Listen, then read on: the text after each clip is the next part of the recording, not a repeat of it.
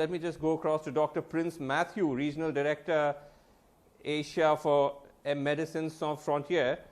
Dr. Mathew, let me ask you a slightly different question about your choice of where you've chosen to work in India. You're working in Mumbai and Goa, but also Bihar.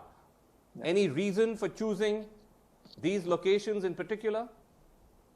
So, well, MSF has had a long history of humanitarian medical work in India since 1999 and Bihar since 2007. We've responded to many emergencies there. In Bihar, we have a project on Kala-Azar, on malnutrition, on advanced HIV, etc. So when the COVID crisis happened, one of the things, apart from responding to reorienting our existing projects, was to really add to adapt to COVID. We also looked at supporting the places that we were in. So Bihar was a particular focus area for us, especially with the return of lakhs of people back to Bihar state from large cities like Delhi and Maharashtra, and the potential to overwhelm the existing healthcare system there. We've had a long-standing collaboration with the Bihar Health Department, and that continues here as well. In Mumbai, like you mentioned, we work in M East block near the Govandi slum area, which is also a very vulnerable area with a very vulnerable population. So those choices kind of dictated our projects in both these places.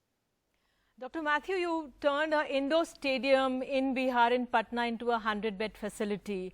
What are the challenges you are facing there? चुनौतियाँ क्या हैं वहाँ पर आपके सामने? So one of the challenges, the biggest challenge for us was to start a new project in the middle of a lockdown of 1.3 billion people. And this was particularly difficult because all of the usual things that we could normally get, medical supplies, surgical equipment, transport, the availability of medical staff coming from different places of India, all of this was particularly a challenge for us to get. Remember, trains, flights, all of these were locked down. And like I said, we were also going into a state where the health system could easily be overwhelmed by the number of people coming in. So what we wanted to do was to create an additional temporary structure where, without putting this load onto the existing healthcare system, we could manage to do something. And that is how we set upon this idea of converting the Patliputra Sports Complex into a full-fledged COVID hospital with all of the necessary, infection prevention control measures, changes of the ventilation system, changing of the flooring, setting up different wards, and so on. And so that's what we've done essentially now in Patna. Dr. Mathew, what more does Médecins Sans Frontières do in India to combat COVID-19? So, the added value that we're bringing to the Bihar state response is the provision of oxygenated beds for moderate cases of COVID. So what we've seen across India is that there is what we call an oxygen gap, where the availability of oxygenated beds is quite less. And this is critical as we respond to the COVID crisis. Having enough number of oxygenated beds with high flow oxygen at 10 liters per minute available 24/7 for those subset of patients that have moderate COVID and required oxygen. So that is something that we're bringing to the forefront in Patna with about 100 oxygenated beds available to the state response. We're also looking at some of the other things. For example, mental health support is particularly key.